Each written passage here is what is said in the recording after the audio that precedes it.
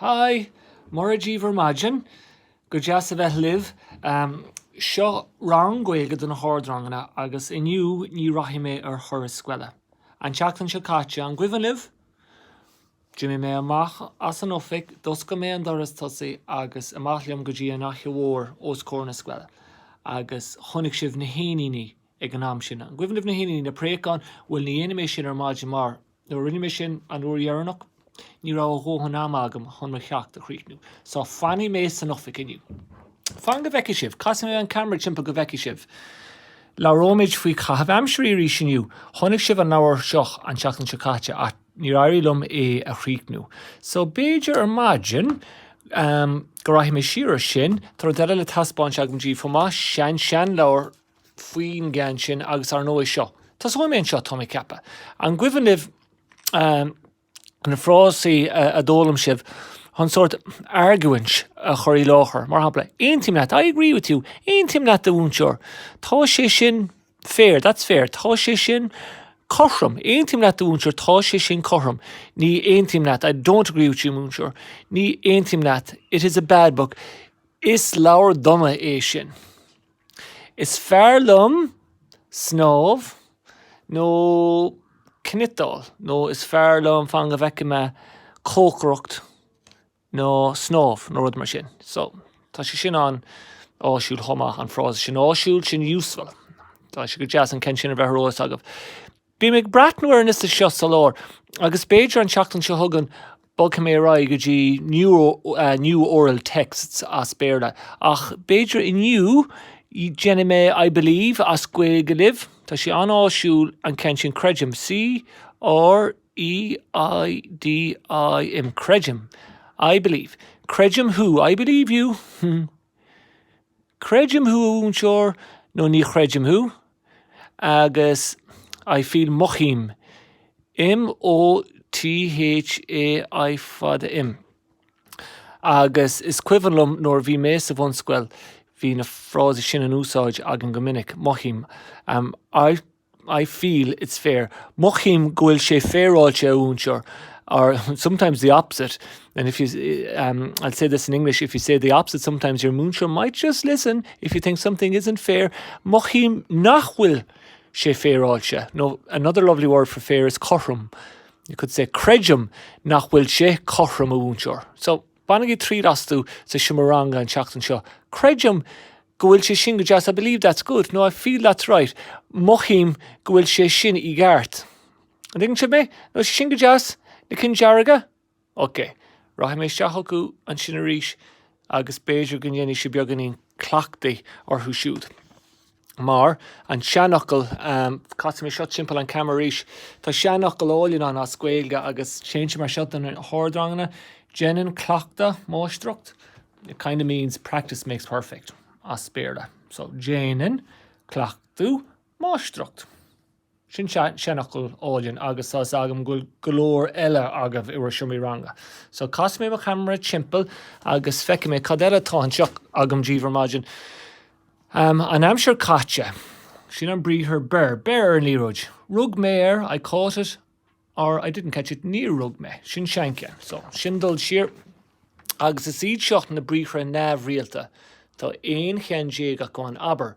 Say it for me. Aber the fadjuka, no, aber mahe. Say it out. Aber mahe. Yesterday, what happened? I said it. Dúirt me éine. Ní gúirt me. I didn't say it. Macador, cad faoin na cin eile. Jane, sin, bríthir neamh rialta eile. Iné. Well, I did my homework. Rinne me ma oberwalje iné. Ach, niarna me ma oberwalje iné. Céim fáin at nearna tú oberwalje iné. Well, jip ma wad ré orm, agus ní rá seans go mé in of sin. Sin droch leiscéil. A bad excuse that is, that your mother ate your homework. A rénos, ní mé ha géirí an chuige a úsáid. Ligin si me?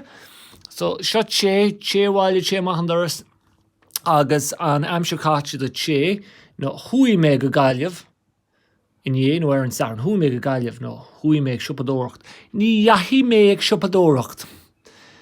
Mar tá restrictions an faoi láthair. I think shrianta we call restrictions as Gaeilge leis an vírus with the virus agus ní rá cead an dul ag siopadóireacht ní dhachaí. Sin jazz Dan mé sáil I waited it on. Okay, agus so gá ceanú agam díbhfuil seo cean cé bhfuil sé neamhréalta tá sé éasca go leor. Bí ag ihe, bí ag ggóil, bí ag cheasa, bí. Agus san aimsir caite úsáideann tú an leagan seote. Bhí méid sin inné. Fan go bhheicime. Bhí mé as láthair. Bhí mé ag snábhaine, bhí mé gimmert pelle. Ní rá mé ag tréála inné. Bhí sláidán orm agus níor thug mó mé ceadam. Fecinn sibh sin? Ní rá. Tá go má. Agus clois. Sin bríthir jazz eile clois to hear. Thúla mé an ceol áilíonn ag teachta más an simre. Níor thúla mé an ceol áilíonn. Now, cos mé an camera timpeall arís, yeah. Na bríthir neamhréalta, fan go bheice sibh arís. Clois. B. J. Jane. Aber. Agus bear. Na sin go jazz? Yeah. Cos mé an camera timpeall. Now, tá fisrach arís ar maidin. Cloisim glórtha na páiseach sprí agus bhrálam rithama ach ní rithime. Agus rud eile. Písa nuach deile díobh rud nach méach ar rólas agah. Tháinig fearr na néisc. Le hiasc nua, nó le héisc nua don iscadáin. Dicinn siú cadas an iscadáin an. Iscadáin aquarium, iscadáin se? Well, tháinig sé agus chuir sé iste tá me ceappa trí thiorc. Siorc, S-I-O-R-C, and that's the Gaeilge for shark. So tá trí thiorc, trí T-R-I fada, S-H-I-O-R-C, curtha san iscadáin ige. So, béidir am éigean le linn an léin ó hí reit na seachtainna go dúirthaí do bhúnseir ceadit álama. Well, bhain tú náí de eáil. Í rúpaí beag a fiú. Dá mé do bhúnseir sás de scuilúliamh bhé sé go jazz. Tá go má. OK, lena mé raibh cos mé an camera timpeall arís ó damsí mé an function is socha nua seo ar mo goháin. Tá mé an camera chasa. Bhí sé Jackar an go dtí seo a tháinig mé ar chuna sé sin dhéanamh. Ní maithlam an Caitheamh Aimsirí sin. So go tapa tá spáinna mé díobh arís na Caitheamh Aimsirí. Na Caitheamh Aimsirí agus, well, ní na Caitheamh Aimsirí atá an gáilíonn seo, mar eicinn tú tá pusarthaí agus ní maith le hí scríbhnóireacht, saibh sanamdí féic. Isce is maith leis an leid seocha é Christóir ach ní maith le hí snámh agus an linn snámha. Cad a chéin ina clús, isce stócha. Gee, no, tuigim céin fáin na maith le hí sin. Bhíonn si Jackar don isce éalú as stócha. Ceol tá áthas arthaí. Ceol ach mami uafásach an tuireann sin. Ní siúrthaí mami ceadí ceol a chasa sa teo. So sucríonn si ar rud eile dhéanamh. Cinnetal? Cinnetal Beidir? Éireann si feargach. Tá an písa seo anada at níl an písa ar an tí bheile lethó fada. No, níl si gomach chuige sin a an airad. Rithle daddy? Beidir rithle daddy? Níl si go thomláin sásta, tá si ag fécinn ar a thuradóir agus fecinn si goil dad málaigh fágáil an si. Dad an seo ag cant agus ag cant agus is tócha. Reckon tú chuoine mar sin, hí grá. Tá pín an seo gom, tá pín an sinna gom, tá pín im fluc an seo, tá pín im chláirid an níime. Bíonn siad ag garrán, nor bhíonn siad ag déanamh sin ag complaining. Agus sin Caitheamh Aimsirí a bhíonn ag gcuine inis agus rís. That's a pastime some people have a bheith garrán. Ní hé sin Caitheamh Aimsirí tá ag géin den an seo tá ag ceappa, ná ní ha. A sin Caitheamh Aimsirí mar eicinn sibh sa scéal sin Caitheamh Aimsirí a bhí ag daddy. Well, ar nói, níl si sásta go si ag fannacht. No, ní maith le hí bheith ag rithle daddy. Bácail, pióga mar sin, pióg jazz úl. Go háilíonn ach. An phráiseach ina dhia, níl si sin go jazz, no. Ní ma lum an Caitheamh Aimsirí sin ar sa saibh. Now, cad faoi seo. Cabhrú sa gáirtín le dado? Bháin saibh agus deadó na fílí le chéile, Tá deadó sásta, tá Caitheamh Aimsirí ag deadó ceart go leor, a bheith gobar sa gáirgin, an Cailín, níos agam, tá méar na salacha aici agus pus leanna mé rá, fecinn siar tá inúirthaí, mar an bhecinn tú, tá na weeds tar éis teach do rais, fílí nua ann. Ní matlam an Caitheamh Aimsirí sin ar sa saibh. Bhí an obair déanta an seo an bhecinn tú céthó glánéta sa bhí an chosán agus san waidin ina dhíos sin clúdaithe le fílí arís. Is cuma le dadó, ní maith le saibh. Spree, le cad a glítar siúd arís Cliffy Reaver an telefíse. Wow, bhecinn tú sin córna, sásta ach, níl mami sásta, is bra an láid sa fictor an green ag tatnamh an ús go tiovartha. Nacha? Tá mami marv leis an chas, ba le hídal amach ní féidir le mar tá stuff le déanamh aici. Ach, ní aní mami an sin ag bratnú a chalínsa ag spree ar an telefís agus an Aimsir Thoma. So, ní bróí an cen sin, ag déanamh níocháin. Ag ní cór a grathair. Cad hapan sibh? Ag ní an chór, well, ní dóile mé pusarí seorthaí isce ag dul ar fud an háite. Tá cos cengailte leis an bíbán. Tá sé cur coise orthaí. No, níl si sásta. Ach, seoch rud a chuirden óchas orthaí is dótha. An bhecinn sibh an manga a tar bélaci, fecinn ghuiil litireci, tá stampa tá seoil Léon si, litir a aonn si, cé? Da chaibh, Adam, cé hé Adam? Cara pinatá aici is dócha. Cáthid, Canada. An bhecinn sibh na súla móra oscail se atárthaí níos. Tá si gairí sás leis an Caitheamh Aimsirí sin, agus ar scoil an láin í sin, bhí si brá sás le scríomh reisfuige.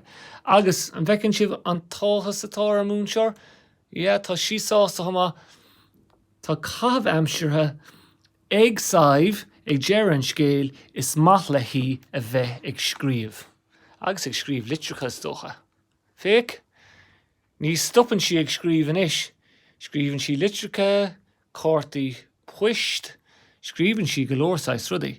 Lá éigean, ba si mór go leor, agus ba si béidir ina údar. No, ina húdar bechord mará. She might be an author one day. Léigean ba si mór go leor agus béidir go mai si ina húdar. So dúni mé an leabhar, agus tá spáin mé rodella díobh. Tá Caitheamh Aimsirí agam freisin. Go leor, is even sport, amóníocht. Tá mo chumán, chulg mé mo chumán ar scoil, fan second go bheici sibh aríise. Seo mo chumán. Is even mo chumán agus a bheith búla rudaí lei sin. Bhecinn sibh sin, tá mo slitar an seo agam, bhecinn sibh mo slitar sa cúne. Bhecinn tú sin up. No, ní sé sin ro gun an bhfuil. Tá na sean skill na fós agam. Na bhfuil. Tá siad fós agam agus a fáistí tá me gír, is even tóireachtaí taisce freisin. Éistcí ríis is matlam tóireachtaí taisce sin treasure hunts. Agus tháinig mé ar an sean leabhar scoile ima áiléir, ima attic, an seachtain seo caite fan go bheici sibh. Tá sé hósean sin meanam nuair bhí mé sa bhain scoil, is sótha grám mé fecinn ghuiil rang a trí an príomh character bhí an ó Rónán agus mami, agus sin an ghilge a dóla mé ar scoil. No sé hódeas. I criniú sméardómh, dánáilm faoi bheith criniú sméardómh agus mar sin jet sin si rá agus sa rá. Sin sean leabhar, so tá mé chosásta gur tháinig mé ar seo. Bhecinn sibh an sean clúda go tar fan, pic mé seo sús go bheici sibh. Bhecinn sibh sin Rónán ar a choirín agus cétá leis, tá grifúir leis agus iad ag spree. Well ar éos, bhí sé sin agam agus mar ecinn sibh an sean clúdach ag tiite mas a céile ar sin. Béidir go bhíhí mé rodella má chéim sús an áilear an deir seachtain ar seogan. You bhés agus go dúci mé ar heisceile. I might find another treasure if I go into the attic. So will I say that has Gaeilge? Béidir go dúci mé ar heisce eile san áilear má chéim ag cuardach an if I go looking up there. So cumada mé sibh ar an ólas. I'll keep you informed. Cumada mé sibh ar an ólas. Is dó nach bhfuil níos mó amag an fáistí, Tá brn orm nar airbhilm dul cho fada leis an leabhar seoch libh an seachtain seo tá támas siad tá chuig nóid dé caite gom a misisirálibh gealam sé díobh fáistí go léhí mé an scéal seo libh sé rís an seachtain se thugan. Rud eile thug mé faohearr faoin scéal sin, an túidir scríbhe áine ní glynn, yeah. Bhui si dúis mór le déine. Yeah, dúis mar is scríbnóir cáúil Gaeilge. She's a famous Irish writer. Agus bhí mé léamh rud sa fápar nútán agus tháinig mé a hanam. Áine ní glynn. So, sin puinte ólas leis agus rud eile tá ólas agam faoin údar sin ná tá refushed agam. I have her email address. And I was thinking, Beidir, go scríbhin refushed wiki. That I'd write her an email, agus Beidir cura hortg chachtar squel Beidir. So I might just invite her, cura hortg. That's how we say invite cura hortg chachtar squel. So fecamich. A rénos gur a míle mahagav as a bheith géisteach lom. Tá súlag mo gurháin sib tat na bas. Laurgi fui Caitheamh Aimsirí sna siomí ranga. Tá sabn go golóir Caitheamh Aimsirí agam se. Ná dénigi jarmad na Caitheamh Aimsirí a bhain saibh trí las. Na cinnar hahan lehi, agus an cean ag an deire a hahan gomór lehi, agus ar nói an rud a damsi mé ar mo thóiriocht taisce. Sin Caitheamh Aimsirí áilin freisin, thóiriochtaí taisce. Le sin fácim is slán live, slán. Ámór, sin good luck, ámór, ámór.